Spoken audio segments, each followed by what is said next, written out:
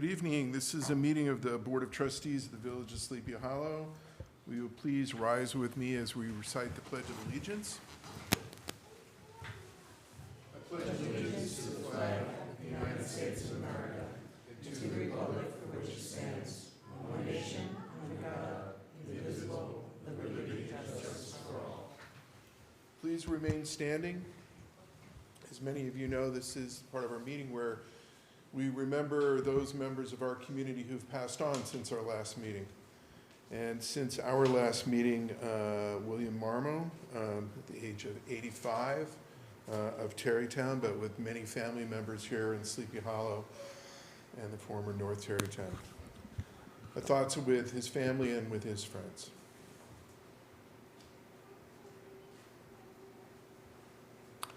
Thank you. Please be seated.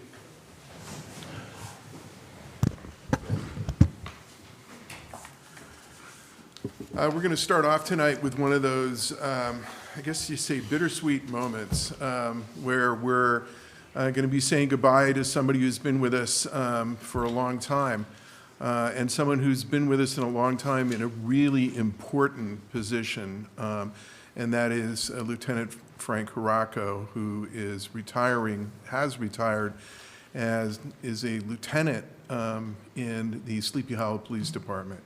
I'm one of those believers that the rank that you have carries with you forever, even after you're retired. So you're always a senator or whatever, and so you will always be a lieutenant, and you will always be a lieutenant here in Sleepy Hollow.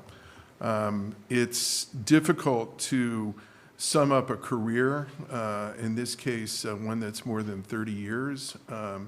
And it's really hard to kind of go through all of those different things other than to say, as a village, we thank you, the people that are no longer in this village that you served, thank you, and you've made us a better place. It is an honor for us to recognize you tonight. And we're going to do that in the way that villages do, and that's, we have a plaque. And that's just a token of our appreciation and our respect for what you've done. But we're going to present that to you tonight. And please know that our feelings are much, much deeper than what we can say on that plaque. So Frank, please come on up.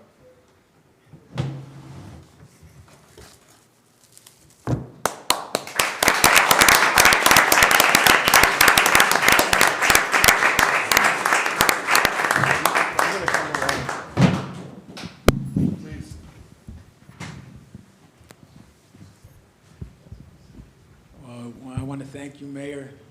I'm just glad I'm retiring with you as mayor and this board. I always could depend on Sandra and John, deputy mayor.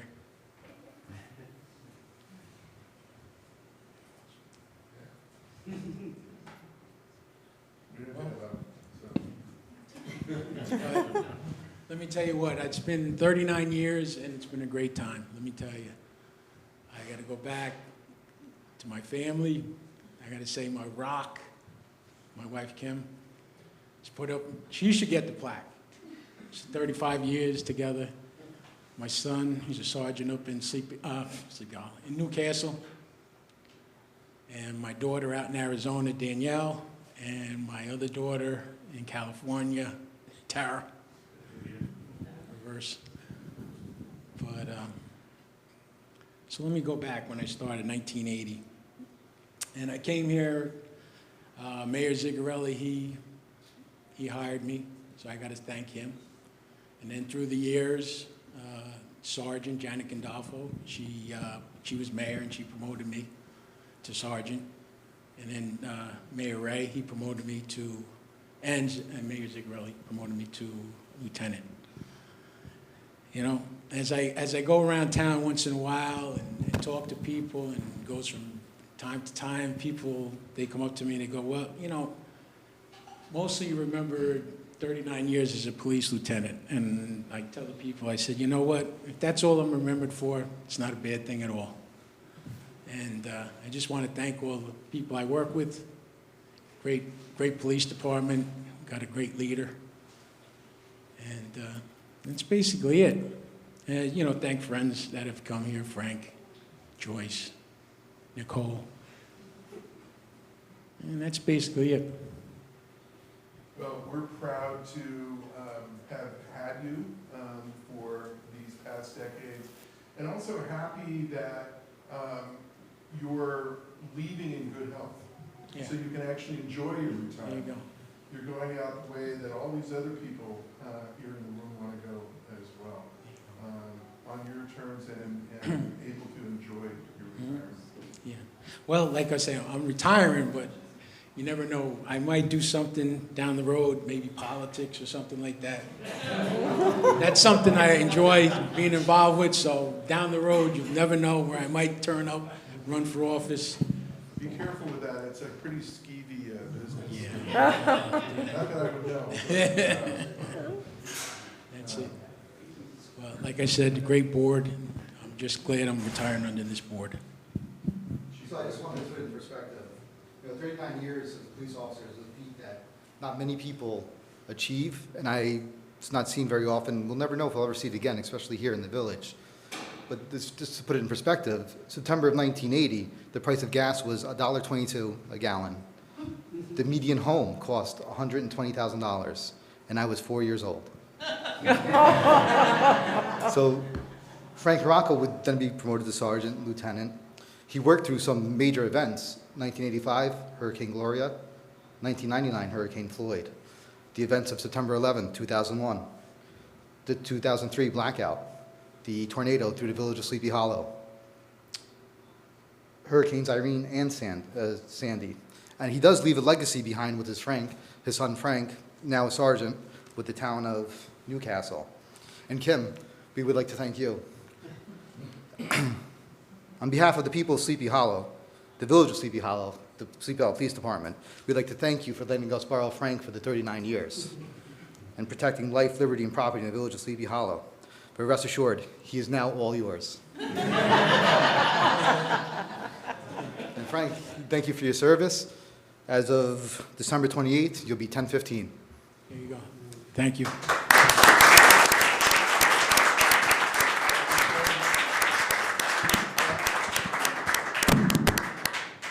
it's a small token of the thoughts we'll express to your chief.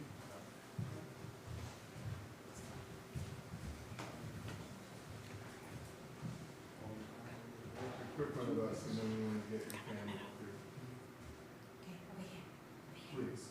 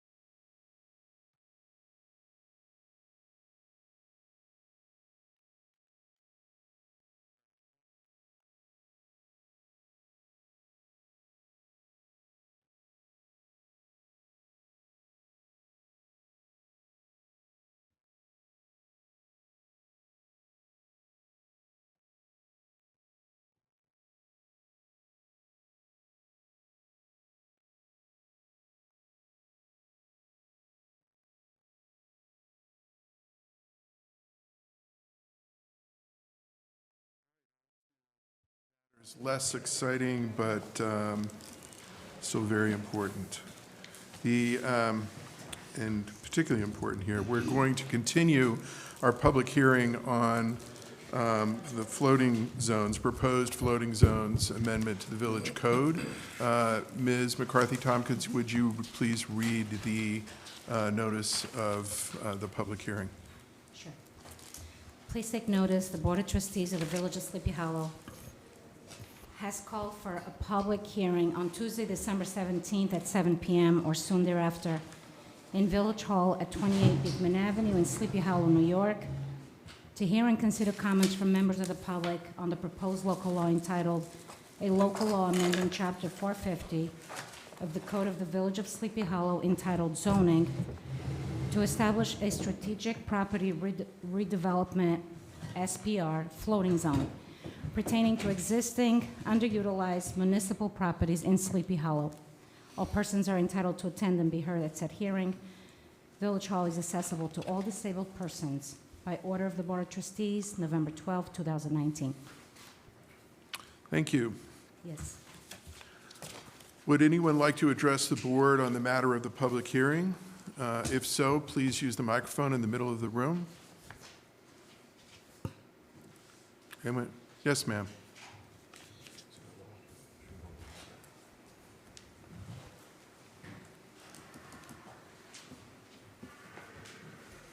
Oh, thank you.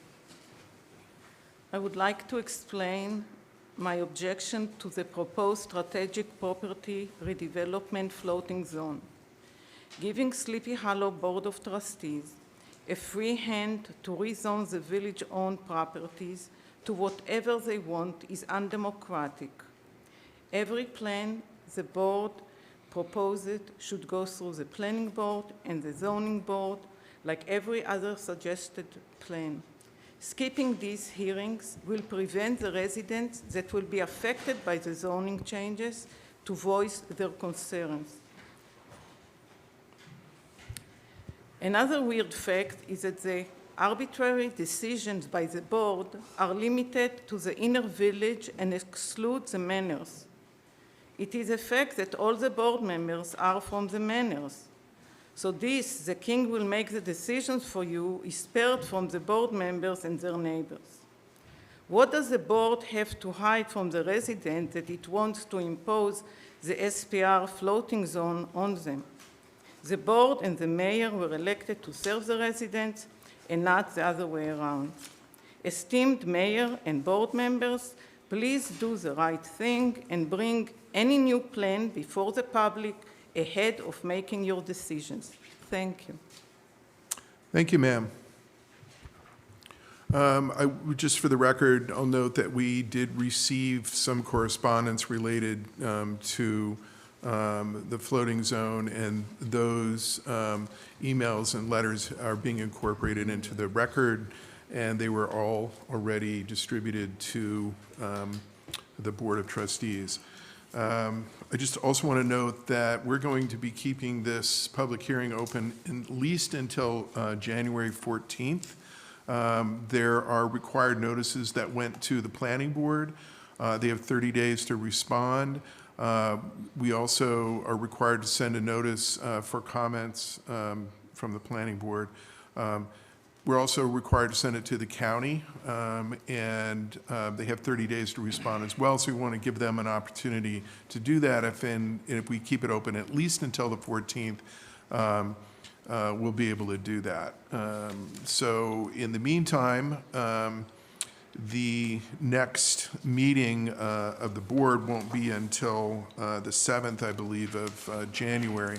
But in the meantime, if anyone wishes to address this subject with the board, please email us or send a letter to Paula McCarthy-Tompkins, the village clerk, here at 28 Beekman Avenue. I also just wanted to note a couple of things. There seems to be some confusion over exactly what this proposed change to the village code will do.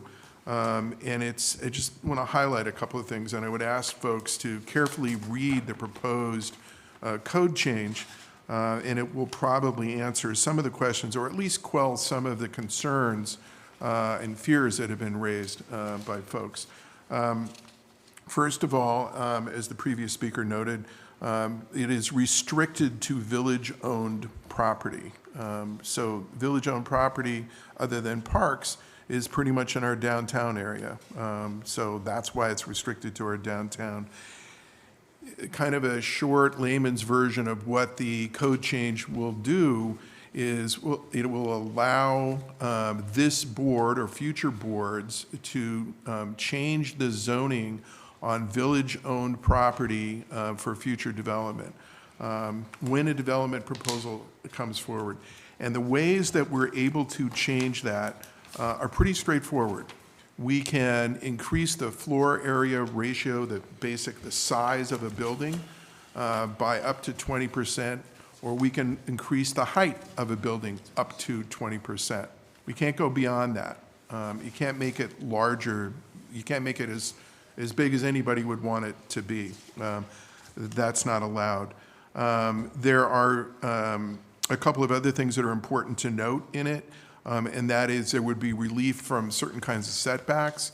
And if, in layman's terms, that means that if you look at a building on Beekman Avenue, for example, they're like townhouses in any older village or city. The walls are up against one another. And then if you look at the houses in a more suburban environment, you have to have your house a certain feet away from the lot line. So if we were redeveloping a village-owned property like the firehouse around the corner on Lawrence, which before everybody gets excited about that, we're not. But if we were building a new firehouse, for example, and that put us in a position of saying, oh, well, we don't need that building anymore and we could sell it, if you put in the normal lot setbacks that you would see, you'd have to pull the building back if you put a new building on that lot, and the lot is not really developable. So it would allow us, in those kind of circumstances, to keep it built out to the same size as the building is now. It also would allow us to lower parking requirements for buildings, and that would be something that we're certainly interested in looking at as a board anyway in the future development opportunities in our downtown, not just village-owned property. And the idea there is that maybe not me or people in my generation, but younger folks have moved on and don't believe or need that they have to have a car to take them everywhere all of the time, or have another car when they feel the need for a change in that kind of scenery. And there's a lot of folks that are moving on to not having cars at all, and recognizing that our downtown is an easy walk to the Terrytown train station, and saying, well, if we're going to acknowledge that, why don't we allow a development that is going to be much like the development that was in our original downtown. There are no parking spaces. There are no garage, because people didn't have cars 100 years ago. And we're moving back into I think, a similar kind of lifestyle. There are a number of restrictions in this proposed code change as well. And key among them is the things that don't change. And one of the things that doesn't change is you have to go to a public hearing in order to grant a waiver along the lines of the pieces that I just talked about. You can't do this without a public hearing. The other requirements that are in the zoning code for the property are all still in place. We have to, in order to consider this, send a proposal to the planning board for their review and recommendations as well. So there are a number of things that are in place that have not changed. So it would be really important for folks to kind of look at what's there in the village code now, and what is proposed to, what are the changes that we're proposing here. And I think all of those, with a careful review, will answer many of the questions and concerns that have been raised. So I look forward to continuing that discussion with you all and in the coming weeks as we continue to decide whether or not we're going to adopt this proposed change. Anybody on the board want to add anything? One other thing I just want to say, there was one of the letters we got that seemed to imply that the current board is trustworthy, but what about future boards and what might they do? And so I want to thank you for, I think, implying that we're trustworthy and that we're not going to run amok with this thing. But if you look carefully at this again, there's a number of restrictions in there, so it's not as egregious a change as one might think. And the other thing I would point out also, and that is that we run for election, and when people, and I don't just mean those of us who are sitting here tonight, but board members, mayors, trustees run for election, and when people don't like what we do, they vote somebody else in. And every 2 years, we're up again. And I think I know this village well enough to know if people are not happy with what we're doing, or any future board, they're not happy, they're going to vote them out. I think everyone thinks about that when they're looking at projects like this. The other thing I would add is that development projects take a very long time. So it's not a short life cycle for things like this. So if we're looking at considering a change like this, and even one that is restricted as this is, there's a lot of opportunity for public input on this. I think we have demonstrated again and again and again that we're very open to public input, and we take the recommendations and the thoughts we hear very seriously, and we use them to guide us in our actions. So if you may, but if you would, could you use the microphone? Oh, sure. Very intimate here today. So my question is, my confusion is, on one hand, the board will have the freedom to change the zoning. Once they change the zoning, then they will go to the planning board, and the planning board and the zoning board will act to the fact that the zoning have been changed, or what is it? That's what is not clear. What comes first? Yours, the board's decision to allow 20% from here and there, and then you go to the planning and the zoning board with your already expanded capacity for No. the new construction? No. What comes first? They come together. They come together. So if we had, as we have had, a proposal to develop a property and a request to place a floating zone status on that property, well, what we can actually do is what I outlined. We can add 20% to the size of the building this way, or we can add 20% this way. We can lower the parking requirements. We can deal with the setbacks if there are any issues with those kinds of things. Everything else that's in the zoning code, oh, and one more thing. We could allow retail, we could allow a restaurant on the top floor of a building instead of, under the current zoning, you can only do it on the first floor. And you can only have a restaurant in certain districts. So we could allow it, if there's an allowance there, we could put it on the top floor, allow it to be put on the top floor instead of the bottom. But that's it. Everything else that's in the zoning code for that property is still there. Well, let me, ma'am, let me. When that application comes to us, we send it to the planning board while we're considering it. So we get, and we have a public hearing. So we have a public hearing. So we're hearing from folks who are saying, this is a good idea, this is a bad idea. The planning board is looking at it at the same time that we are, and all of those things happen at the same time. After that process is complete, we say yay or nay, we're going to grant that special status or not. And then it moves forward, and all it says is we would then say, here's what changes we have approved in the zoning for that site within those narrow parameters of what we can change. That's how the process would work. And I think we're being very cautious. We're not applying this to any property. We're not applying it to property that's privately held. It's only village-owned property. And as I've said before, and members of this board have said before in these meetings, we're looking at this as an opportunity to kind of test it in a test case at 193 Beekman, where we think it might work well. So that's why we're proposing this.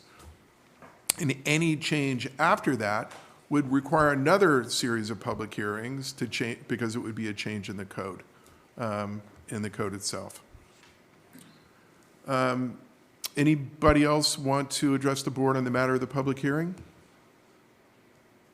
Okay, can I get a motion to adjourn the public hearing to at or around 7 p.m. on a Tuesday, January 7th?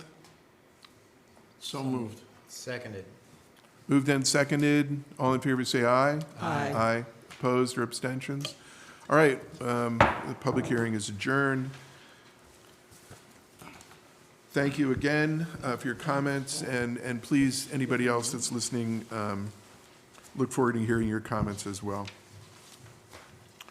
All right, next up, we have a warrant that was previously distributed.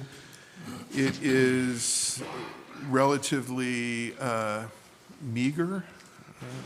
I guess it'd have to be less than 200 for that. It's $202,699.94. If you have any questions on the warrant, please direct them to the treasurer. Yeah, I have a quick question on page 125, village treasurer software and maintenance. Is that for new software purchased or No, we've had the same software for 8 years. It's the annual maintenance. annual maintenance? Okay. Yes.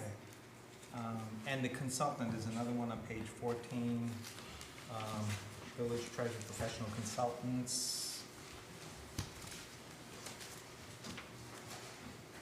Yeah, this is Moody's. We had a bond sale in November, and they always have to look at our financials and revisit our credit rating. And Okay. that's So the Moody's. fee for Moody's looking at that. Okay, thank you. Sure. Move to approve the warrant? Seconded. Moved and seconded. Any further discussion? All in favor, say aye. Aye. Opposed or abstentions? And the warrant is approved. Thank you. We have the minutes of December 3rd. Any corrections to the minutes? And if not, can I get a motion to accept the minutes, approve the minutes? Move to approve the minutes of the December 3rd meeting? Seconded. Moved and seconded. Any discussion? All in favor, say aye. Aye. Opposed or abstentions? We're talking about the December 3rd, I'm sorry, Yeah. I abstain. Please note the abstention for the record, and the minutes are approved.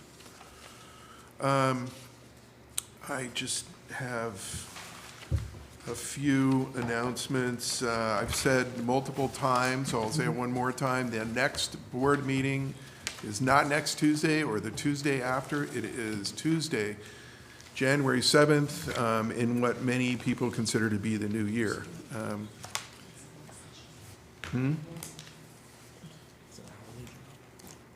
Work session. Excuse me, Ms. McCarthy? The 7th is a work session. 14th is Our next meeting, thank you for clarifying. Then our next meeting is a work session, and then our next regular board meeting will be on the 14th, and then we'll pick up the regular schedule after that. I've got a happy announcement, and that is Chief Boetti and his wife and daughter welcomed a new member to their household since our last meeting. Congratulations to both, and welcome Natalia Rose. And we'll look forward to seeing her in a future meeting. We didn't we're not going to take care of her at the meeting, we just want to see her at the meeting, okay? Maybe when she's walking, okay, like next month. Anyway, congratulations, Chief, and we're all happy for you. Just a couple of things. For the record, we are going to have, because of the holidays coming up, Christmas Day is a village holiday and New Year's Day is a village holiday. So the normal trash pickup and recyclables and so on will be flipped to the day after from those Wednesdays. Hanukkah begins on December 22nd. So happy Hanukkah to those who celebrate. And for all of the folks who don't celebrate any of these holidays, just have a peaceful, safe next couple of weeks. And see your family while you get a chance. There's another announcement I wanted to get into, but I think our community liaison, Deanna Loha, is going to probably do a much better job of that than I am. And that's a pretty exciting event happening this Sunday at St. Teresa's. So I'm going to move on to the next part of our meeting, and that is a couple of reports. And we're going to start with Ms. Loha. Deanna? You can sit down. It's...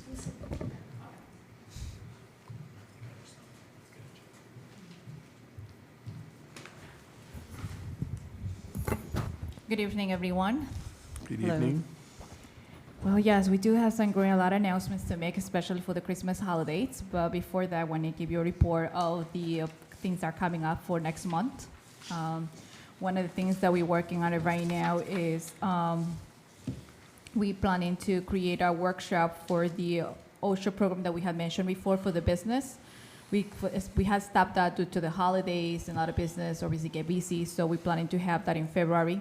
We don't have the specific dates yet. It's going to be a 30 hours OSHA program for the business here in town, all the business that they want to join. That's the program we're working on it right now. We also planning to do another workshop for our residents, especially with the driver license for the New York State that they offer driver license for the immigrants. They have it. There's a lot of things going on in terms of what documents are required, in terms of insurance. So I'm actually working with local insurance right now to do a workshop about that in details. So that's coming up to follow up. I'm working with some community leaders here in Sleepy Hollow to create that workshop. We already have done some of them, but that's just online through Facebook. That was, we used Padre Hispanos and other through Westchester County, but we want to do one in specific here in Sleepy Hollow, and that's coming up for January to create a workshop for that for more details, because a lot of residents been reaching out to me what kind of documentation is required, even though this documentation is out there already, as in the DMV, but I think it's be great to create some type of workshop for them. The other workshop that we're planning to create is the census is coming. We just had a meeting on December 3rd, with the executive George Latimer and other county committees in the town hall in Greenberg. We actually going to start, I'm going to be working with Tarrytown, because since we are kind of like share the same residents and we share the same library and the same schools, we planning to have some type of create a committee where we can have different organizations, different volunteers that they will help us with the census. So it's more to come with that. So we're just starting with our project right now. And for the holidays, we are having something. We're going to be having what's called the Pesebre, which is something exciting that's been doing it for every year here. We just had it. It's called the Pesebre, the Latin American Holiday Celebration. They had this at the Senior Certain last year, and it was very successful. The person who organized was part of the and Pablo Mayer, and as well as with the Village of Sleepy Hollow, the Art Studio Theater, the Folk Urbano. And we planning to have it at Santa Teresa Church, because last time we had a non-Hispanic, and we decided to hopefully this year we have a combination of everything. So it's going to be a festival, which is basically celebrating about the festival, about the Pesebre, which started back in 1223. It's going to be a plate. We're going to have live music. It's going to be a dance. This is It place was going to be started in 1023. Yeah, I mean, to 1,000, yes, before we all were born. Okay. Yeah, so it's gonna be, I mean, I never been one of those that's gonna be one excited, but we actually asking after the play, we're gonna have a potluck style reception, which means we're asking the community to come and join us. Everybody can bring their traditional dishes so we can share. We have some local restaurants, they're already donating, and this bakery is gonna be donating some, I guess, some cookies. She has not given us the information yet. We also have Justin Deli. He will be donating the coffee and as well as one tray of empanadas to be part of that. And this is going to be taking place on December 22nd after Mass at 12:15 p.m. It's going to be taking care in Santa Teresa's Evelyn Church, which is located at 130 Bigman Avenue. And that's going to be on the basement. So everybody's welcome to come in. And like I said, if there's going to be a translator, because it's going to be a Spanish play, but it will be an English translation there. And the What time does it start? 12:15. So I know while you're all thinking about your traditional dishes and my culture, it's white bread with American cheese on it. I probably won't bring it. The festival itself, I think, will be, the performance will be really terrific. And I just urge everybody to come on down for that. I think it'll be a lot of fun to see this. It was great before, and I know that the people who are involved are really good musicians and performers. So. Yes, we also have another event coming up on January 29th, which is a Wednesday, from 6 p.m. to 7:30 p.m. It's going to be taking place in the senior center. It is cooking with the community. What is basically about this is it is going to be it's going to be basically cooking. It's going to have Mr. René Leon, which is a local chef. We're going to be teaching about how to cook and eat healthy. We do planning to have, if it's a family event, everybody's included. And it's going to be taken in the senior center, but they need to make a reservation with before January 17th. So everyone can bring the family, and which is going to be learning, it's going to be a workshop where everybody can learn how to cook healthy.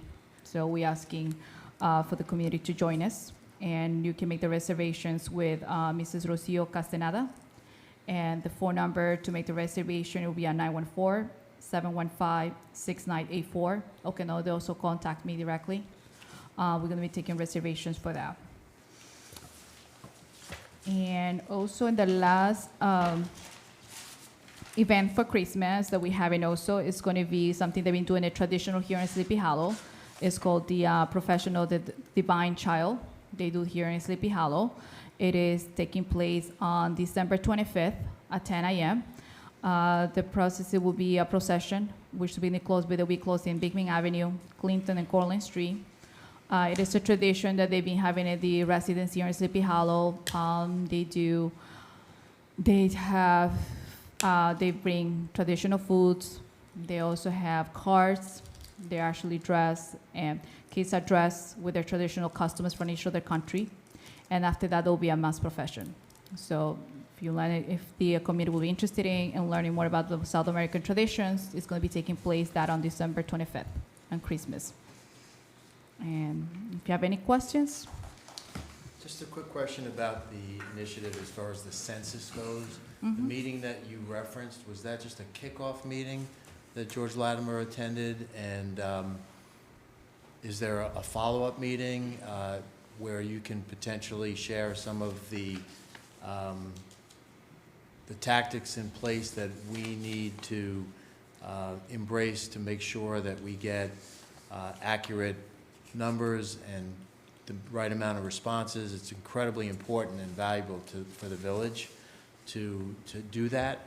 We want to make sure that we provide the right resources to accomplish it. That was a kickoff meeting. Obviously, they've been before than that, but that was a kickoff meeting for everybody here in Westchester County. Mm-hmm. There is a training coming up this Wednesday, December 18th, that actually whoever's a volunteer, whoever wants to participate and get more information about the census, how it works, how the questions, the details. There is actually a link. There's some interesting. They was actually shared on that day of the meeting, but I'd be happy to share that information with any one of you who would like to join it to get more information. It's just basically the information about detail about the census, in case anyone in the resident has questions about it, about the application. Mm-hmm. In terms of making sure that Sleepy Hollow, everybody here in Sleepy Hollow fills out the census. I'm working with I met other persons from Tarrytown. We're trying to see if we create a committee that we can share, and we can see how can we be able to work with the community. Like maybe, for example, we were thinking to have specific days, volunteers to be in the library, maybe to work with the schools, with the after-school programs, with other meetings, and as well as do some type of media here, where we'll be able to make sure the community is aware of the importance of how the census can impact our village and how important it is to complete it. So it's in a working process right now. We'll get more details and more specifics, and once I have that, I will be able to share with you. Terrific. Thank you. What time is the meeting tomorrow and where? The meeting, it is offered, I don't have it with me, but I can give it to you. But I know that's something that they provided on the website who were interested on it. Thank you. Do you have the time frame, like when it kicks off and when it closes? I know I know the meeting is going to take place all days around maybe 8:30 until 4:30 p.m. I believe it's taken in Greenberg. Don't take my word out of it. I'm asking about how long of a time frame. For the meeting, No, the census will be out in the community and when it needs to be done. Oh, no, I don't have that. That's coming the details for the meetings. Okay. So basically, the whole meeting on that day was kind of wherever is in part of basically each town should be getting their own committed and trying to sponsor that. So as a town, as a village, we need to work together in order to be able to ourselves kind of set up a specific schedule when we can meet those. Because to create in the census, I mean, you can either do it online yourself, you can call the telephone, or you can also fill up those applications. Mm-hmm. But I'm working on that right now, so I don't have more detailed information. It's April. Mm-hmm. April is when the census stuff is done. Thank you. And leading up to that, there'll be information sent to all the residents by mail. Great, thanks. Thank you. Any other questions for Ms. Loha? Thank you. Thank you. Okay, we'll move on to our building department. Mr. McCarthy?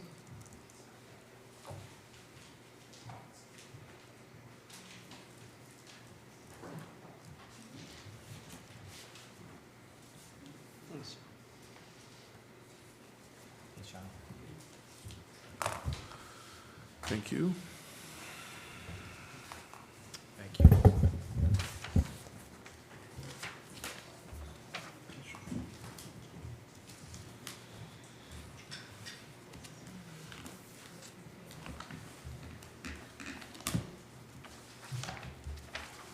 Good evening.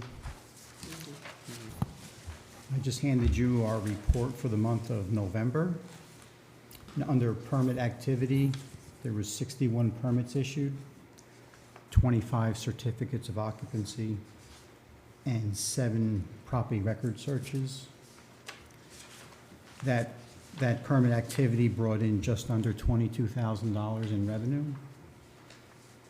Under our budget, the department spent just a little bit over $1,300. The zoning board met on November 20th and had 2 approvals. One was for area variances to convert a retail space on Cortlandt Street to an apartment, as well as the second application, both on Cortlandt Street, conversion of a commercial space to a apartment. The next zoning board meets tomorrow night. There's one item on that application, on that agenda. It's for a addition on Weber Avenue. The planning board met on November 21st. One item that was approved was an extension of the Phase 2 site plan approval for the Edge on Hudson redevelopment project. And also, the planning board approved a few amendments to the Phase 1 site plan for the Edge on Hudson application. The next planning board meeting will be this Thursday with a full agenda. One particular item of note is for a house on Hudson Street, which is a existing 3-family that they're tearing down, and they're proposing to construct a new 2-family house On Hudson, on Hudson Street. on Hudson Street. Yes, So how far? number 34. It's closer to the hill on the south side, towards the south. Yeah. Okay, thank you. On the development side, the Phase 2 infrastructure, curbing, and binder course at the Edge on Hudson project is in. The connections to the Phase 1 portion of the property have also been done.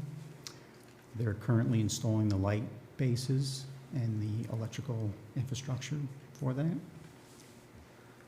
On the Toll Brothers sites, the third townhouse structure is up and underway, giving us 3 full, complete buildings now. The first 6 units is fairly close to completion. The next 2 have been fully framed. 1 has been enclosed with the windows. And we currently have 2 more applications for 2 additional townhouse structures. Hopefully this week, we will have those permits issued as well. On the I-block construction, the piles for all 3 buildings have been installed, and they're currently working on the foundation and the rebar construction for the, I think, the I-2 building. Also, the first E building, the slab and foundation has been completed, and they should be starting the structure any day. They've actually started the block work on the elevator and stair towers.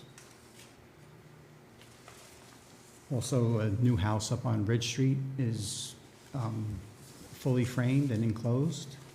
And the new house on Pocoho Drive is in the framing stage right now.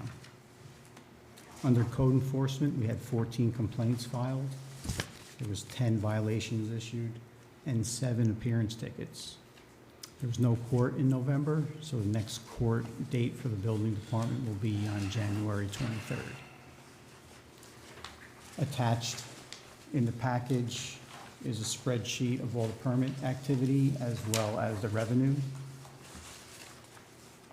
There's also, the next page is our bar graph of the revenue for each month for the past 3 years. We also have our budget breakdown. We will also have attached copies of the agendas for both the zoning board and planning board for last month and this month. And then at the end, you have some photographs of some of the development projects that are undergoing. And then the last pull-out sheet is the planning board record for the past year and what the status is of each of those projects. Great. And that's it from November. Any questions? Sean, I would like you to provide an update to us on the former, I don't know the addresses offhand, Horseman Diner and Wasabi at the top of Beekman. Sure. So the Horseman Diner, the contractor walked off the job. So there has been no activity, so there's been a stop work order issued until a new contractor files and we have his insurance and paperwork. As far as the former Wasabi, which is known as 3 Beekman Avenue, they're currently have all their permits. They're under construction now. They're anticipating adding a vestibule addition to where the former entrance was. Right. To give them a covered entry there. Sure. So they're actually designing that right now. But all the entire building has been gutted. All new utilities are Right. being installed. A sprinkler system, new electric, all So- new kitchen. Good, good. In It's the case underway. of the Horseman Diner, I don't think there has been activity in the last several months. Is there an effort being taken on the owner's behalf to engage a new contractor? How long would that take? I mean, We have not received any word on that yet, so the building department has actually proceeded with enforcement on okay, the property okay. for property maintenance issues. Yeah, it's just, it's the number one question I'm getting from people in the village. Me too. And, you know, Thank you, Sean. Yeah, we're hoping to get both of those properties. I think the 3 Beekman is way ahead of Mhm. the former Horseman. It started after, but it's gonna beat it. It definitely will. As you can see, they've torn off the entire facade, Right. and they're going at it. Little delay in the past week or week and a half, but I believe they're ready to get going probably right after the holiday. Any other questions for Mr. McCarthy? Thank you, sir. Okay, thank you. Thank you. Thank you. Thanks, Sean. Thank you, Sean. Okay, we'll move on to public comments. If anyone wishes to address the board on any matter, you may do so now. Please be reminded that you're limited to 3 minutes. I don't see anybody, so I'm going to move on. Before we go into resolutions, I had a request to have a very brief executive session to discuss a personnel matter. So can I get a motion to go into executive session? So moved. Is there a second? Second. Moved and seconded. Any discussion? All in favor, say aye. Aye. Opposed or abstentions? All right, this is an executive session. We're going to step out. We'll be back in a few minutes, and we will continue on with the meeting at that point. Thank you.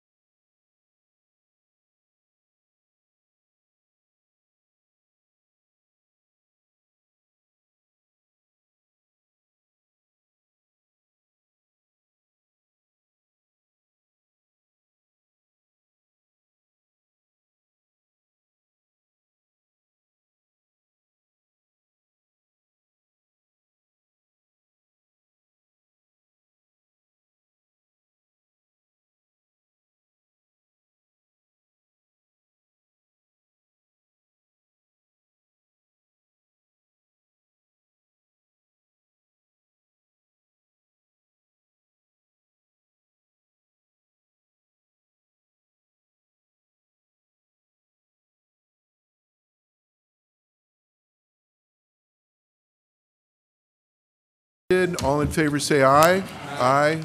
Opposed, abstentions? Our executive session is over, and we're back on a regular meeting. Thank you again for your patience, and we will move on to resolutions. Mr. Levy, or Trustee Levy, you want to take the first one? Sure. Thank you. Resolution of the Board of Trustees of the Village of Sleepy Hollow appointing full-time community liaison. Whereas the village board is desirous of hiring a full-time community liaison to provide community outreach to the Hispanic population in Sleepy Hollow, and whereas the Board of Trustees of the Village of Sleepy Hollow is desirous of hiring Deanna Loha, who currently works part-time as a community liaison and has been a great asset to the village. Now therefore be it resolved that the Board of Trustees approves the mayor's provisional appointment of Deanna Loha of Tarrytown, New York, to the position of full-time community liaison at an annual rate of $65,000 per year, effective January 13, 2020, and the following terms and conditions of employment shall apply. Work hours. Ms. Loha will work 35 hours per week, comp time with the village administrator's prior approval. Vacation and other times. Ms. Loha will receive 15 days vacation per year, prorated for any partial years of service. Ms. Loha will receive 4 personal days per year and 12 sick days per year. All other items and conditions of employment will be as per the village's current personnel manual and other policies and procedures, unless and until subsequently altered by the board resolution. And be it further resolved that this position is subjected to the approval of the Westchester County Department of Human Resources, and a probationary period of 12 to 52 weeks will take effect as of January 13, 2020. So moved. Seconded. Moved and seconded. Any discussion? All in favor say aye. Aye. Opposed or abstentions? The resolution's approved. I would say welcome aboard, Ms. Leoha, but you're already aboard, so. Resolution of the Board of Trustees of the Village of Sleepy Hollow to approve consultant for Length of Service Award Program Development Services, LoSAP. Be it resolved, the Board of Trustees approves the attached proposal from Hometown Firefighter Services to provide consulting for the LoSAP program, subject to the village attorney's approval. So moved. Seconded. Moved and seconded. Any discussion? All in favor say aye. Aye. Opposed or abstentions? Resolution's approved.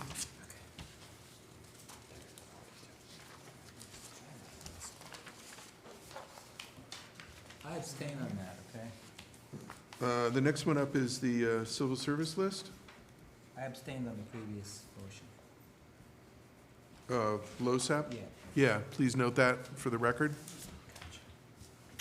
Can somebody take the next one on the civil service list? Oh, you're not taking it? So, I got it. That's okay. Resolution of the Board of Trustees, Village of Sleepy Hollow, authorizing. Sam, Mike. Hold on, the mic. Resolution of the Board of Trustees of the Village of Sleepy Hollow, authorizing clerk to call for civil service lists. Be it resolved that the Board of Trustees of the Village of Sleepy Hollow hereby authorize the village clerk to call for police lieutenant and police sergeant civil service lists from Westchester County Department of Human Resources, effective December 18th, 2019. So moved. Second. Moved and seconded. Any discussion? All in favor say aye. Aye. Opposed or abstentions? Resolution's approved. Mr. Mayor, before reading the next resolution, can we just get a count on the resolution for the LoSAP program? Because if Trustee Gonzalez abstained, we only had 3 votes. No, we have 4. Did you? I didn't hear you, okay. That's fine. Michael, roll the tape back and, I just want to call for a count once in a while. Okay, I didn't hear it. Okay. The next one is for what, 228 North Washington?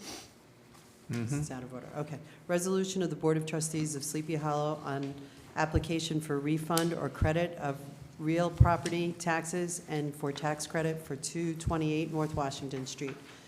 Whereas 228 North Washington Street premises is owned by Brooklyn Global owner, and whereas the 2018 assessment of the premises was $86,265, which equates to a market value of $400,000.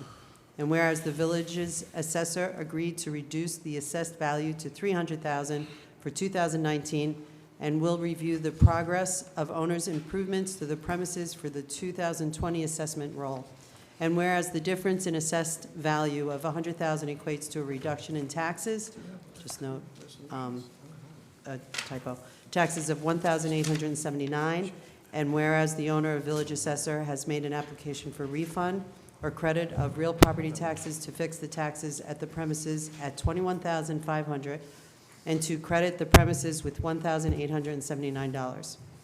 And now therefore be it resolved that the application for refund or credit of real property taxes as attached is accepted on the basis of an adjustment to the assessed value of the premises, and be it further resolved that the village tax assessment for 228 North Washington Street shall be and is fixed in accordance with the application for refund or credit of real property taxes as attached, and be it further resolved that any of the village mayor, village administrator, and village assessor is authorized to make and accept amendments and revisions to the application for refund or credit of real estate taxes, so long as the same either are not material or are not contrary to the village's interest or responsibility, and in either case are acceptable in form and substance to village council.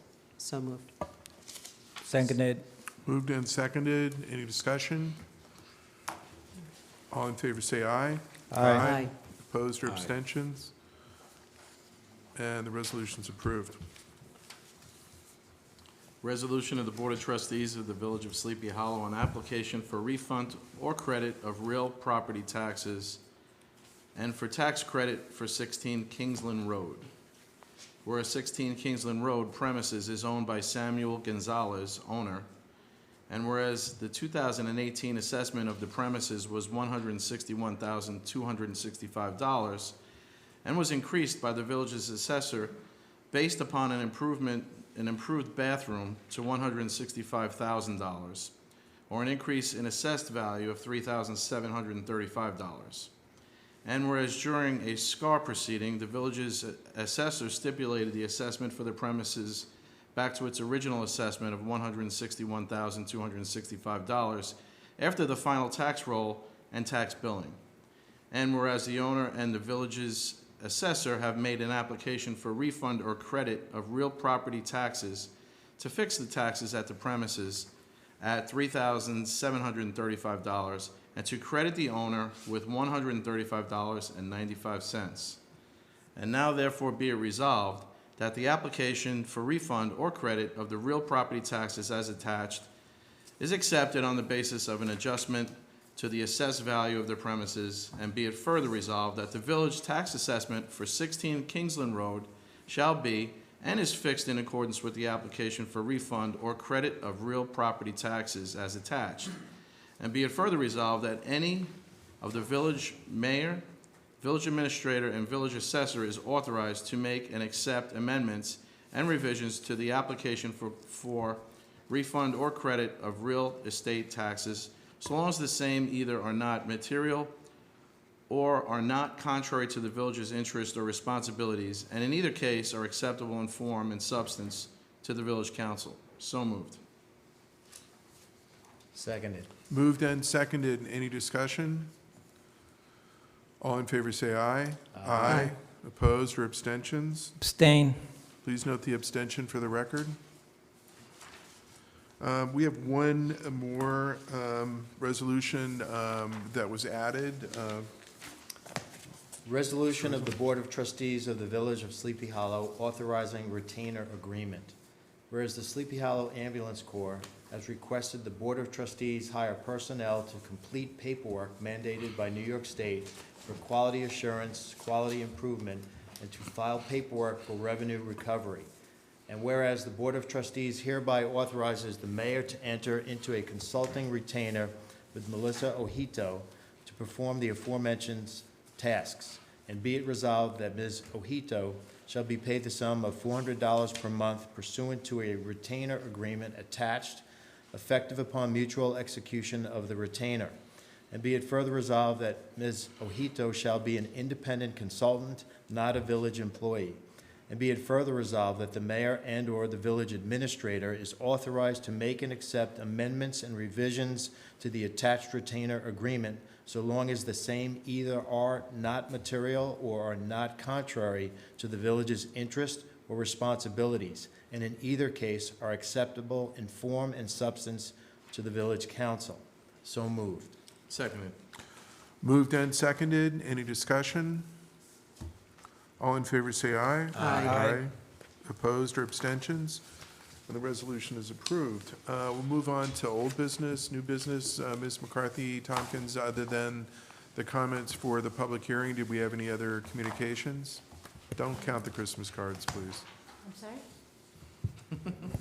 Just the holiday cards, the Christmas cards. Those are not official communications, okay? I don't know if you got Biscotti. I don't know if you saw that. Got that too.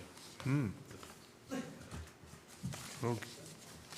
All right, so, no. So, the village calendar will be out in the mail in the next couple of days. If you don't receive it in the mail, let us know, we'll mail you one, or you could pick one up. The police department has been collecting toys from the community, and we've gotten a lot, and thank you to everyone who's donated. And the police department will be giving out these toys on December 23rd at 2 p.m.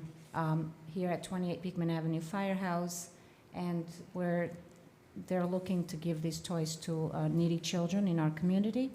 So anyone is welcome to come with their children on that day.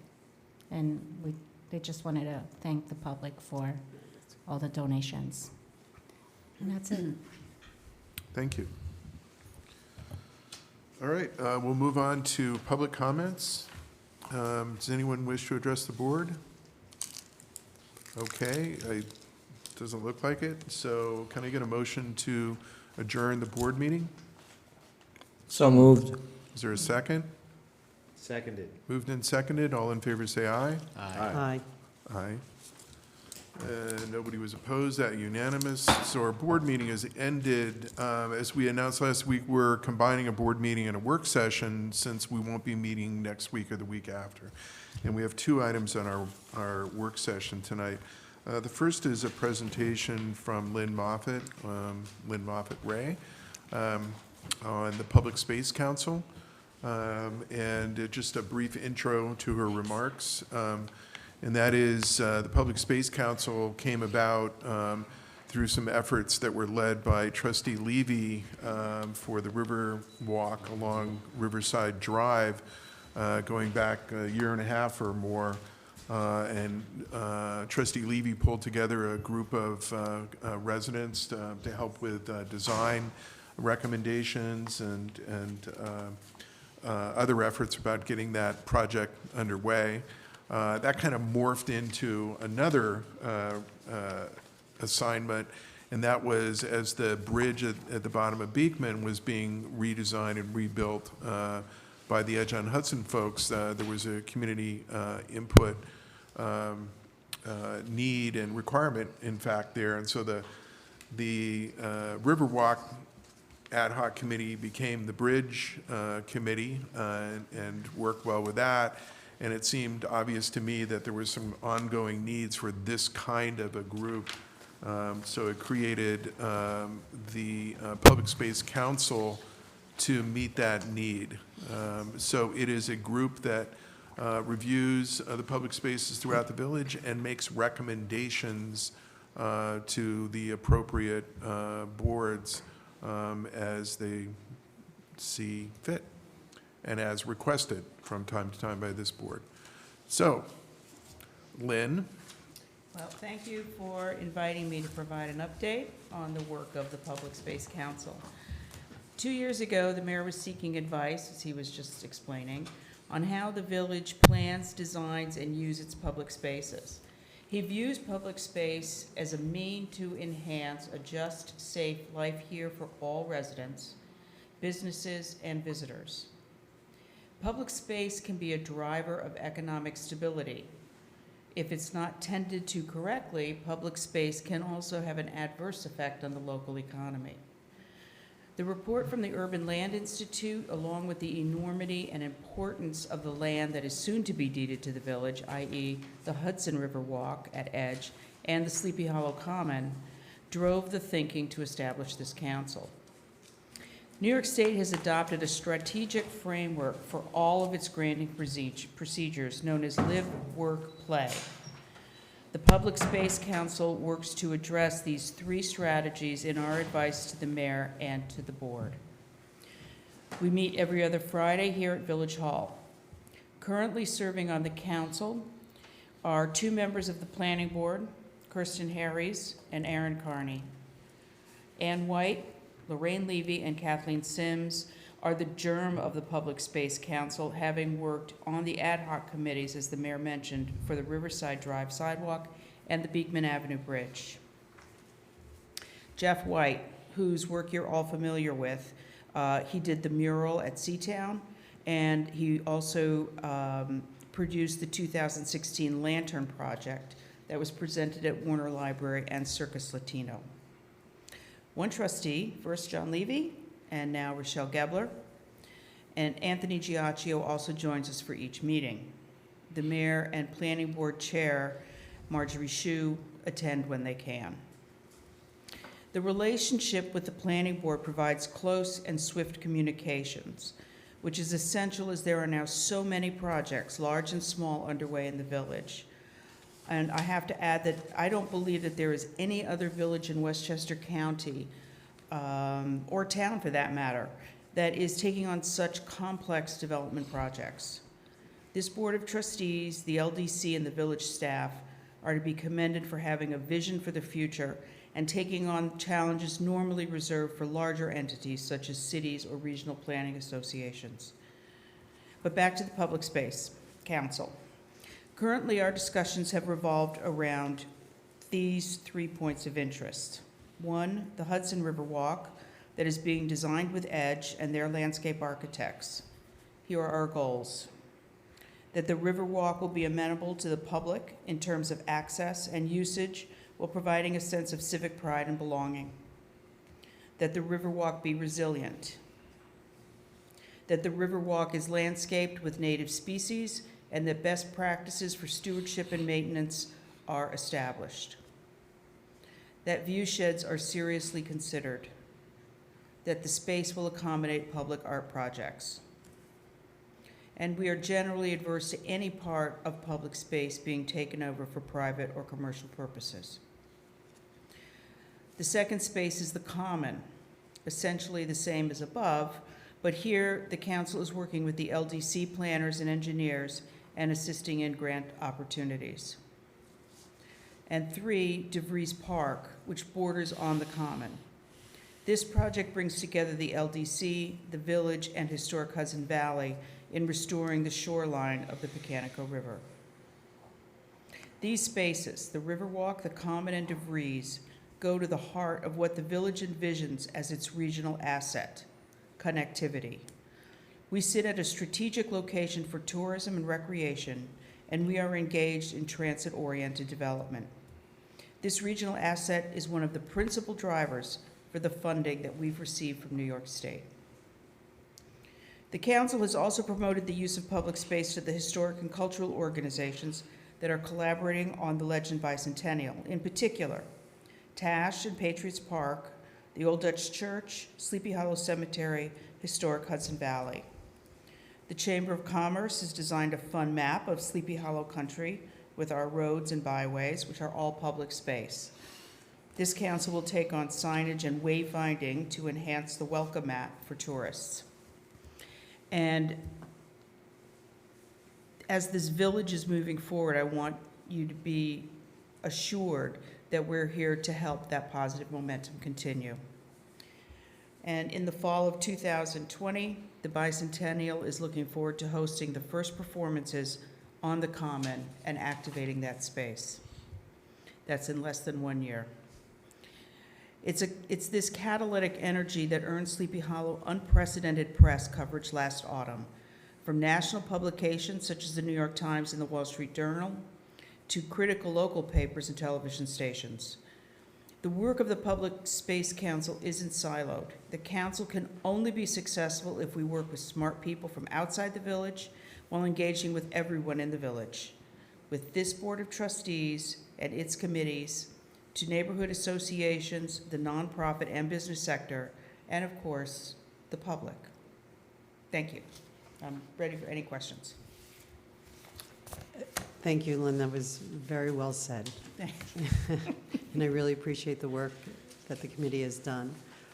Something that has also come up in previous sessions, when we met with our grant writer, Fiona Matthew, there was a lot of public spaces that are included in a lot of the grants. And it seems like there's a lot of synergies and alignment that we can be, assuring that we're taking advantage of that. And I'm hoping that there's, a linkage there because of that open space, and seeing that Anthony and yourself are on that as well. But we had talked about that, and it's so evident that there's a lot of open space in the grants that we're working with. Right, right. And we met yesterday with Millennium and talked through some other ways of using the public space as a springboard for granting opportunities, essentially.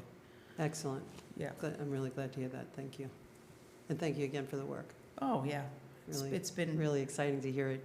it's fun. Yeah, And it I sounds like think it. it's significant. I really think this village is on a roll. And Thursday, we go to Albany and find out about the next round of grants, Fantastic. right? But that's for you to talk about. Yeah, it's like somebody else has got their fingers crossed too. You have to be careful. I'm reading about hand signs, and they mean all kinds of weird things now, so. Okay, I any think other this questions? one's still okay, crossing your fingers. Oh, I thought you were doing something else. Keep him in check. Well, I just want to add that having worked on this council with Lynn and the rest of the members, they're all volunteers. They all live in different parts of our village, and they bring unique talents to this council, whether it be design or artistic or just practical sense when it comes to engineering perhaps. So, I know, having worked on this council, that it really is necessary for our village moving forward to handle specific projects. And I look forward to future presentations, Lynn. Thank you. Oh, sure. Anytime. That would be the only thing that I'd like to add, because Of I course. agree with everyone in terms of appreciating the work that's being done, the need to have the council in place and the value that it brings to the village. I would just like there to be a little bit more of a connection between the Board of Trustees and the council in terms of being brought up to speed and being made aware of the projects and some of the critical points that you may be reaching in terms of funding requirements, and what we actually build is one thing, how do we maintain it is another. And that has to be baked into the decision-making process.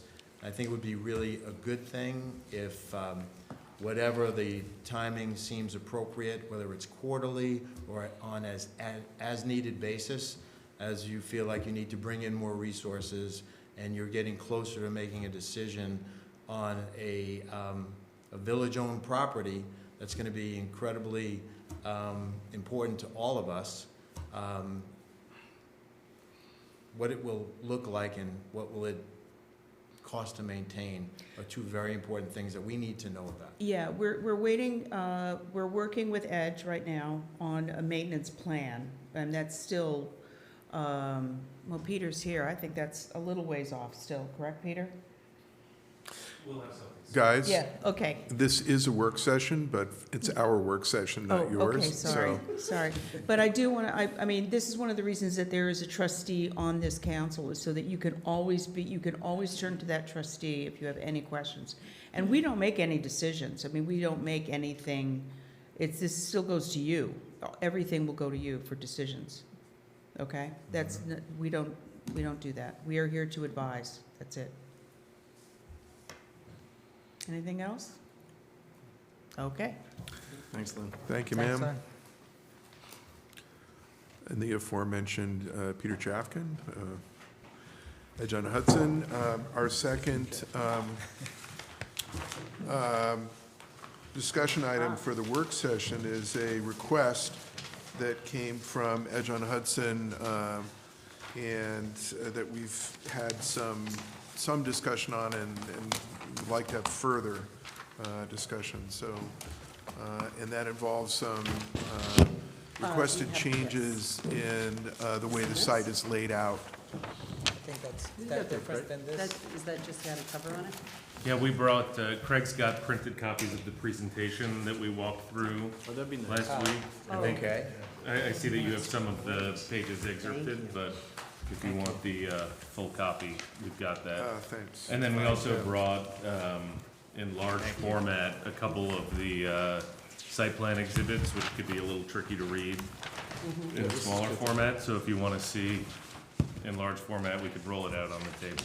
Yeah, you know what would be helpful? I would, and I was thinking about this during our board meeting earlier this evening, that making use of the screens that are here in the room, it also would allow folks at home to see what we're talking about. So just make a mental note to yourself as you come in and do presentations. If you can bring it in on a thumb drive or something, we can pop it up on the screen and the people can follow along with what we're talking about. And it would also I think it'd be great for the building department reports as well. Frankly, I don't remember, all the blocks at Edge, the I block has, it's like, okay, yeah. And so it would be helpful to have, take advantage of some of the technology that we've got. So I can send a soft copy of the presentation. If he's got access to a computer now to pull it up, I can. Why don't we see if it can do that? In the meantime, why don't we go ahead with the discussion? Are you're gonna what? Just send him a copy of this? Yeah, I've got it on my Dropbox, so I Okay. can send it to him. Now I just need an address. You accept the challenge. I aim to please. It's a little bit faster than you jumped through. If not, we'll just move on.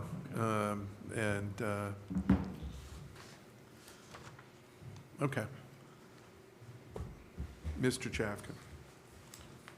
Well, thank you for having us. So as you so correctly said, we actually came before you a few weeks ago.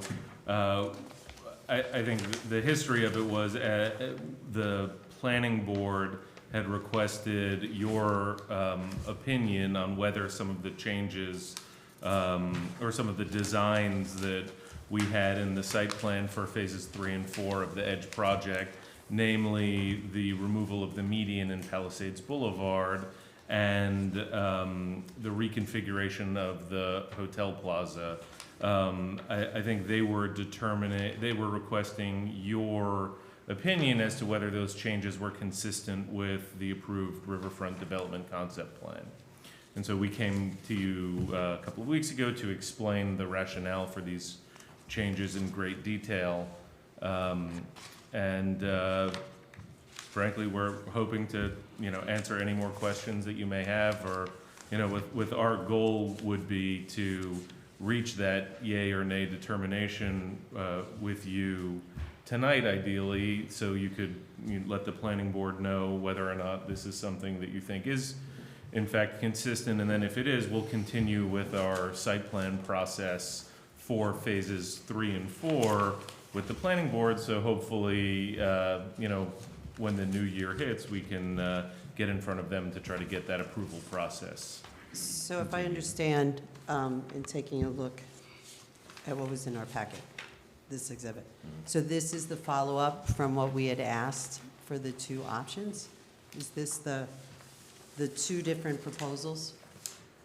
These are, I don't recall, and forgive me, I don't recall if you had requested additional information No. from us. I think it's just those are what we had discussed with you.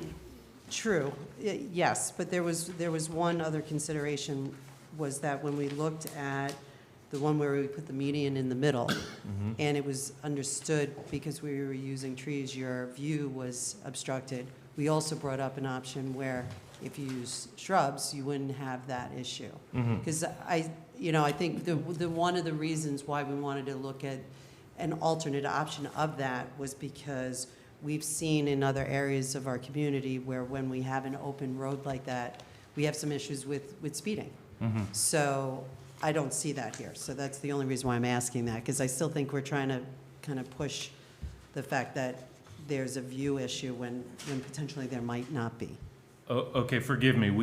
I didn't have the understanding that you wanted us to re-render. No, I didn't want to re-render, that but I wanted to be view. clear that that's not. Yeah, that's not, we didn't create new imagery Okay. for this. What my engineering and traffic consultants, what they would say is even without the median, there are significant traffic calming measures already embedded into this plan that are similar to, are identical to what's in the existing phases, which are meant to avoid the speeding like, you're concerned about in some other neighborhoods, including, having all of the on-street parking that's there is going to be a significant calming measure, because you're going to have people, with all of that activity, people coming in and out of the cars, naturally, traffic is going to go more slowly. In addition, if you notice at each intersection, there are those bump outs. As Mayor Ray noted, you could see down on Beekman Avenue near the Bridgeview Tavern, we've got that installed as well. That narrowing will reduce, provides a traffic calming measure as well. And, another point is the distances, the length of the roads are much shorter here than in some of the other conditions in the manors, for example, where the runs are much, much longer and unbroken. But that's what they would say are the traffic calming measures that sort of already exist. Okay. So, having that median versus not shouldn't have a meaningful impact on the traffic calming. Okay, so when you say you were looking to have a decision rendered, you're looking for which option we're looking to go to? We're looking for, well, I was hoping that, the board was prepared to say, okay, we're comfortable with our proposal to remove the median or not, and B, with the reconfiguration of the hotel plaza, as we talked about it, last time, we were hoping that the board would be in a position to say, yes, we're ready, no, yes, we're okay with it, no, we're not, or we need some more time to discuss it. Peter, I want to suggest something, because we're, thanks for these, the illustrations, and they're helpful, but not, for me anyway, helpful enough, because I don't see the context. Yeah. I like, what are we doing on this block, but what's happening on the block, the next one over? Or what did we already approve that was a change from the original design guidelines and plans for the project? So I'd like to see, something, you got a plan there of the entire site, and stick it on the table and let us look at it and say, okay, here's what we're proposing here, here's where you made a change someplace else. And so I can look at it and say, now this makes more sense to me, exactly what it is that you're trying to do. And what I want to do is just, Michael, I was just thinking we would just get around the table. Yeah, but then this way you can. I know, it's like, hey, folks that are watching at home, sometimes this is the only way it's really going to work for us. Well, maybe what we can do is we can get around the table and then we can. Yeah, I bring it want up to there be able later. to see, this doesn't make enough sense to me to be able to help me make a decision. That's my, maybe this will be better, maybe it doesn't work for everybody else, but. Well, what I want to understand is, to what you're saying as well, is getting it in context, because the last time we had a meeting and a discussion around it, I'd like to see what was the takeaway from our comments to then understand the effect on the entire plan. That's where I think I'm losing the scope of it, because I still don't feel like I understand the distinction between the two, other than the fact that I think the median, in my view at this point, is needed for a calming measure.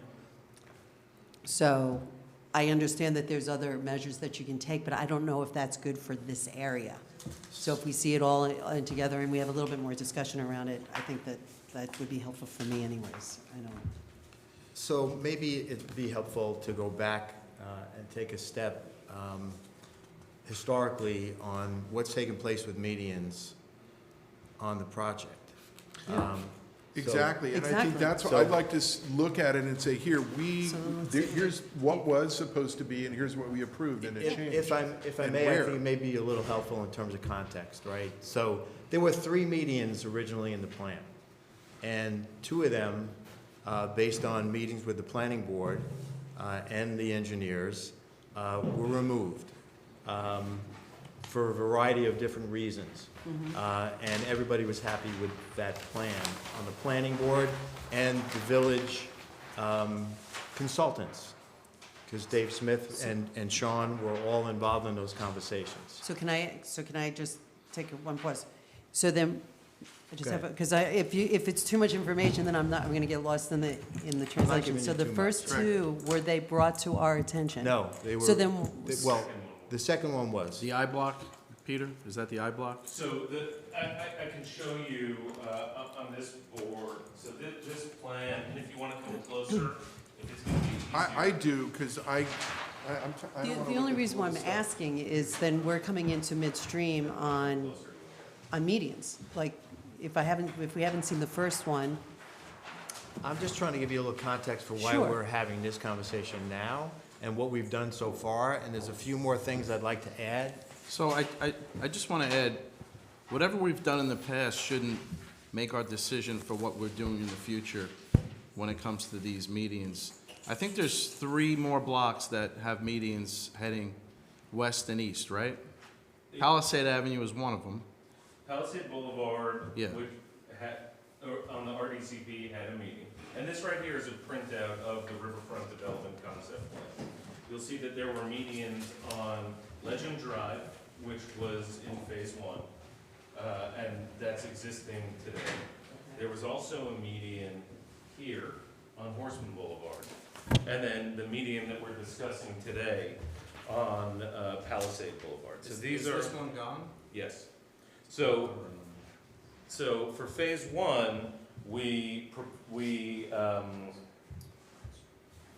proposed removing it to the planning board. During that process, the planning board and Dave and Sean, who were intimately involved in all of this on the village side, may be able to shed more light on the rationale. But for phase 1, the planning board didn't think, the planning board felt that they had that it was consistent enough with the plan. My recollection, at least, is that they didn't refer it to the village board for a consistency finding for phase 1. So then it was approved, and Craig, if you pull up on the board, this is, or if Craig wants to show here, so this is the plan, this was the master plan for phase 1 that shows Legend Drive, this section of it without the median, and that's in fact what was built. For phase 2, when we went in about a year ago, a little over a year and a half ago, the board in that incarnation requested the Board of Trustees' consistent opinion on whether or not removing the median here was consistent, and in addition, we had made another request to change this parking from parallel to angled in. And the planning board requested the village board's opinion for both of those things. The village board came back and said yes to removing the median, no to the angled in parking. So in fact, what has been built is exactly that. Horseman has no median, and Westward has parallel parking. And so now that we're in trying to get an approval for phase 3, the 2 design changes, the 2 meaningful design changes to the roads and infrastructure that we proposed are removing the medians along Palisades for the same reasons that we proposed in the past, and I'm very happy to walk you through again all of that, but that was 1. And then 2 was for this plaza, as we looked at it, considering that we think that this block here, we think is going to be condos instead of townhomes, when there's a garage here, and with all of the vehicular activity that we expect is gonna be happening here, we looked at it and said, boy, this seems like it might not be a really great plaza, why don't we do this and not increase the block at all, but put as much of that square footage as we can behind the curb, and ultimately integrate it with the waterfront open space design that we're doing with the Public Spaces Council is opining on. So those are the two changes that we're here talking about. The design idea behind that was not only to safety and ease of traffic, but also so that you would have like a bigger public space, right? That you could actually. Precisely. The intent, as I understand it, so as I understand it, what there was supposed to be, the original thought was that there would be this longer plaza, Right. which in this instance, in this rendering, it's shown as landscaped and planted, but here on the RDCP, it was shown, unclear what the landscaping would be in the middle, but it was shown with, sort of specialty paving, so that in theory the village could close it off at a point in time if they wanted to hold, For public events. Yeah. But, recognizing that the hotel, with all of the hotel activity and all that, we were simply looking at it. Yeah, that makes sense. And candidly, the only reason for this requested change is we were looking at it saying, look, the village gets the same square footage no matter what, but what are we gonna, can we give you what we think is a better space, a space that's gonna be better used by the public? That's the only reason for this change. Yeah. And if I may, the fire access, those lanes ultimately was worked into this as well. Maybe we can take, because there was a third one that you pulled for now and say we're not asking for any changes. Yeah, that was But, so if we can do them one at a time. Sure. I think this is easier to look at and to deal with. And I like the idea, frankly, of instead of having the cars here come into the park area, to extend the park in a sense into this. It still creates a fairly large area that instead of having a public event in the middle of the cars circulating, you can shut down a street, but it's one thing when it's residential, it's another thing when it's a hotel. That is gonna make it really, really difficult to, and then to have an event, to use it as an event space, it seems unlikely. I thought we had a consensus for that change the last meeting. Yeah. If I recall, the area around the hotel, we didn't really have any questions about that, just. All right, so we're good with Yeah, that. we kind of said, Okay. let's see what the Public Good. Space All right, Council has to say. all right, good, so one down, all right, so. So if I could just weigh in on this one, because I recalled the meetings being removed on Block I, well, not Block I, but in front of the I buildings. I didn't realize that these had already been approved to be eliminated. So that kind of changes, obviously, I think it would They'd make have to be sense to consistent. be, if you have them here, you should have them here. If you have them here, why would you take these ones out? So I wasn't understanding where you were coming from with that. But that would be the only block then, Palisade with medians, that's what you're saying. I mean, this street is built as approved Right. now. So Peter, just one more question. In the renderings, and I think these really clear it up a little bit for me, I like the way this looks with the view shed. Was hoping to see something with some shrubs, as Trustee Spiro mentioned, but you don't have any streetlights in here, and that's just my one concern. I don't see streetlights rendered in these, and I'm a little concerned about where they would be, but also if they would be as effective with all that trees around them on both sides. Well, It just seems like a lot of trees against the buildings and sidewalks. the streetlight concept here would be identical to what's been done along Horseman's. I haven't seen that either, so. Right. That doesn't make me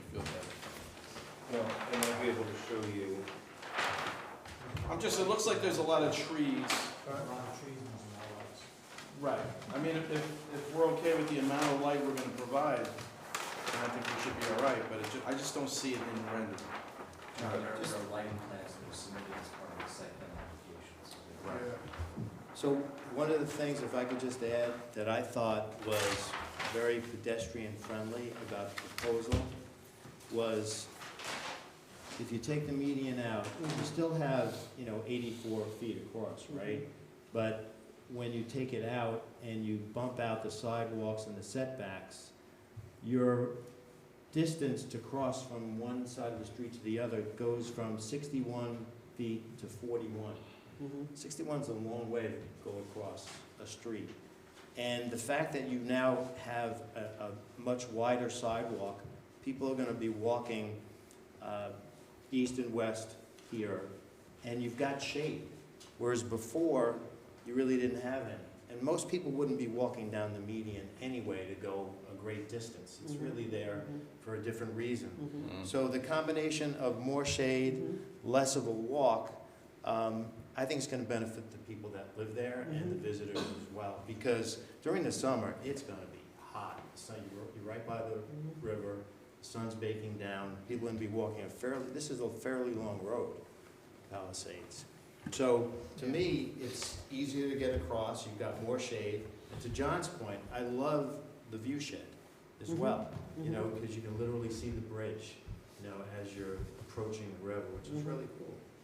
The other point about the change, and Glenn, thank you for making it, is, the green space that would have been in the middle of the road, in our proposal, it's not, the village doesn't lose that, it's that it gets cut in half and put into the pedestrian Sure. realm. We and- realized that. I think that the big concern was the traffic calming measure, because that is a traffic Having a calming more measure. narrow street will count traffic, because don't forget there'll be cars parked. Yeah, on but both sides. that's still a good No, wide it's- space, Well, it's interesting because there's a couple of things about the bump outs will have some of that effect as well. The bump outs are just on the corners? Yeah, but I'm thinking of. Well, this is the streetlight, hotel block, right?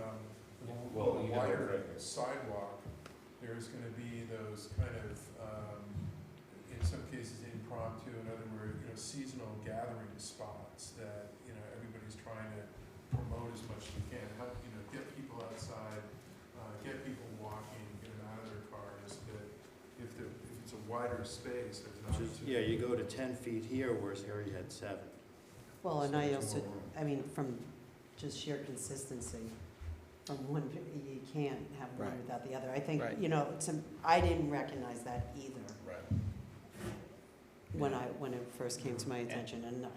And that was brought up, in the meeting. We had a small group meeting. They had invited Marjorie down, myself, Sean, Dave, Anthony was there. And everybody was pretty much, on board with the plan for all the reasons we're talking about right now, including consistency, easier for pedestrians to get across. Yeah, no, it makes, More it shade. makes sense.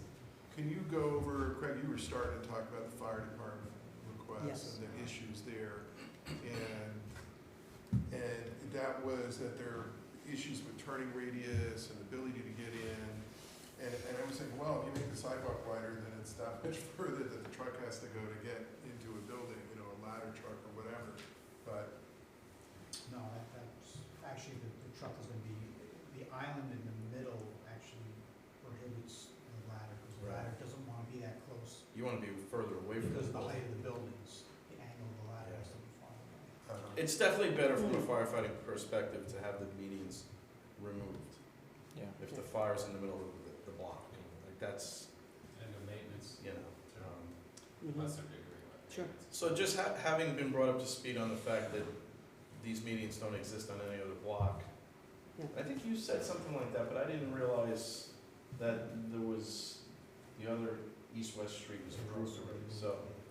But to get back to a point you made earlier, so site plan amendments have to get approved by us, right? Well, this is a riverfront development concept plan Right.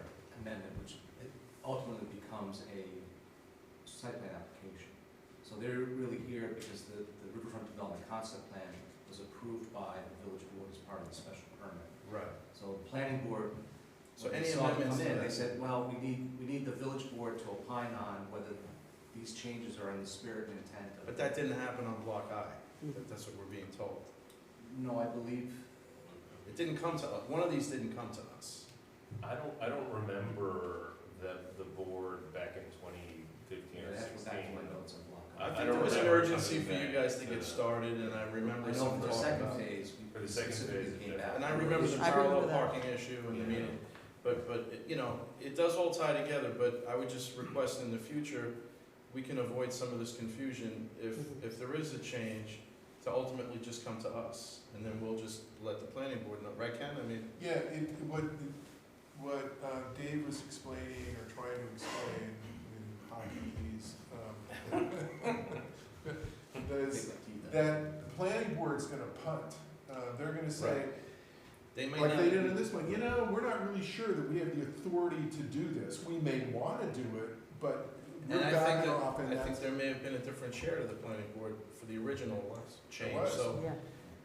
I'm just saying, like, in the future, keep in mind, things will probably work smoother if we are brought in right away. And if you have a question like this, we can work on it together, because at this point now, I'm okay with pushing Yeah. it to the, Yeah. pushing it to the side. Now, are there others that are going to be considered for the future, or is that it?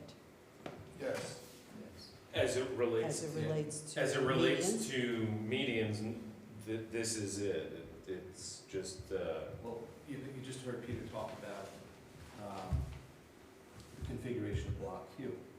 That's going to be a change to the roof frontage on the Well, concept. that's, But we but just that's gave different, them- but that's, I'm talking about with the median. Is there any other, No. Oh, block Q turning them Block into Q, condos. right. right, That configuration, so that's a change to the riverfront development. Right. right, I'm talking about just more the medians, like, Oh. from a consistency standpoint, we have those two running parallel that are consistent, we have the one that you took away. So Cool. what else in terms of medians is gonna happen in the future, and if not, are we done? Yeah, That's it. it's, okay, cool. So block Q, we will get some details on that, if you're proposing a change. Explain this one though. Yeah. Yeah.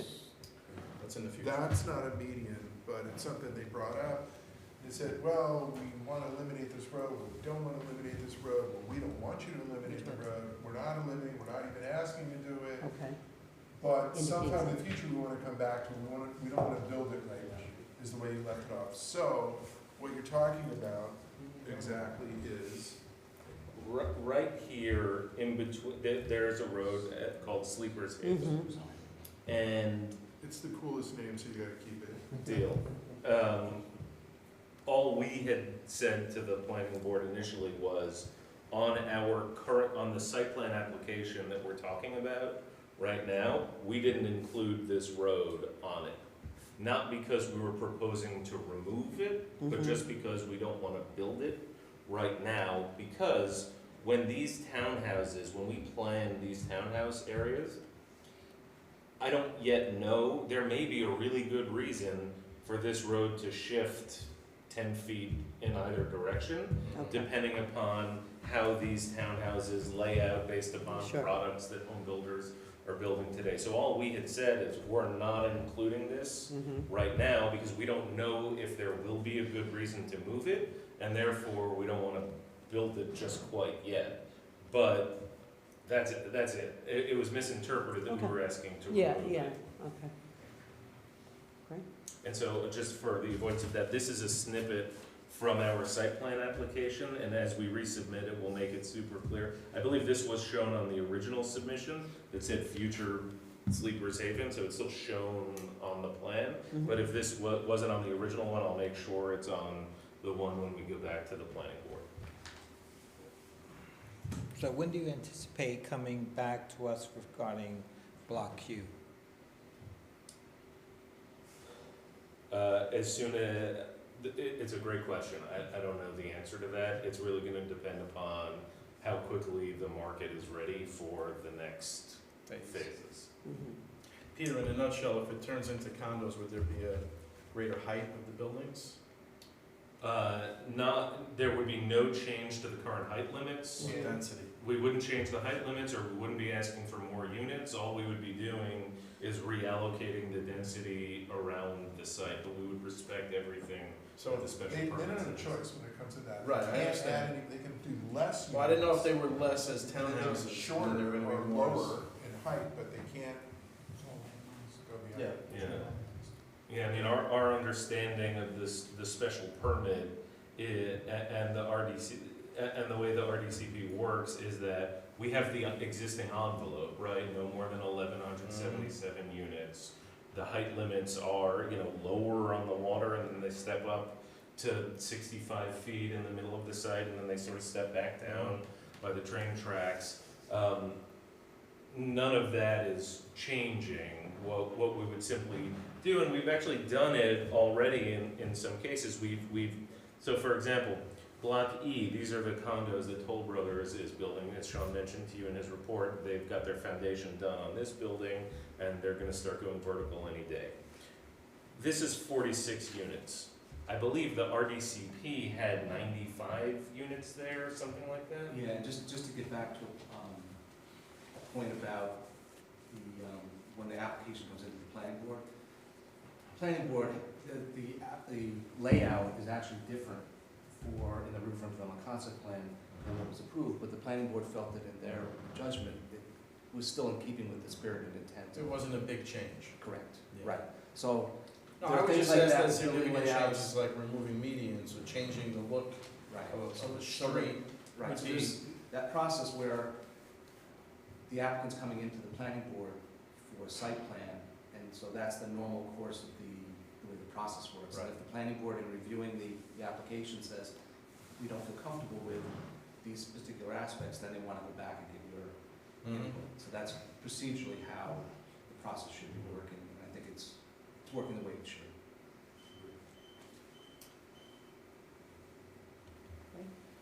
Thank you, this was very helpful. So, I think we're good, Great. right, guys? Yes. Okay. Okay. And for the future, I think this is a better way to do these kinds of things. Certainly I'm more looking at this collaborative. little thing, and it's Okay, like, just gotta get it.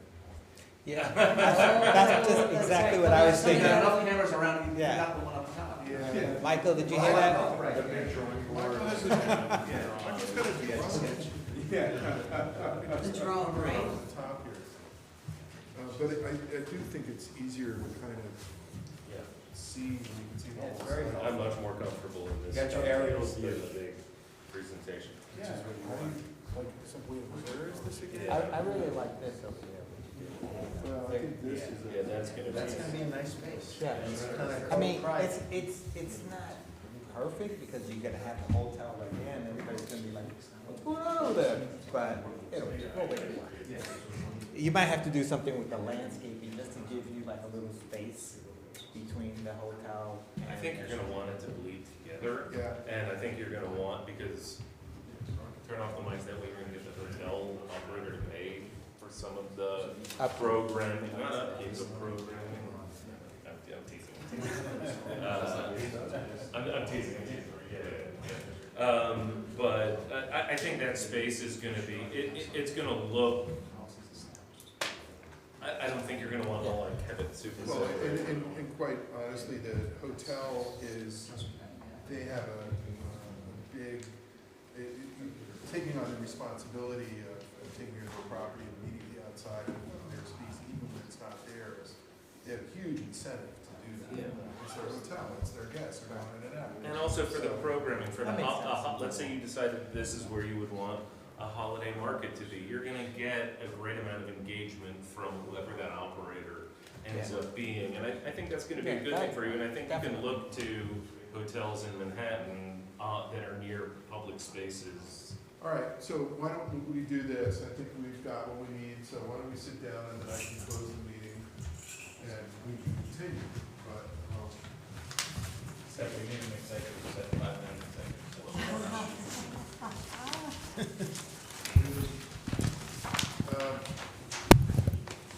all right, thank you, Mr. Chapkin. Peter, Craig, thank both of you, Dave, Sean as well. And so we're complete. We will convey our feelings, or they will be conveyed to the planning board, and so you'll be able to go forward. And we'll do that. So we've completed our business almost. Mr. Giacchio tells me we have a personnel matter, another personnel matter that we need to discuss briefly in executive session. So can I get a motion to go into executive session? So moved. Seconded. Moved and seconded. All in favor, say aye. Aye. Aye. Opposed or abstentions? All right, we're in an executive session. I expect that when we come back, we're just going to end this session and close it out. So thank you and good night. Everybody have a peaceful and a safe holiday. See you in a couple of weeks.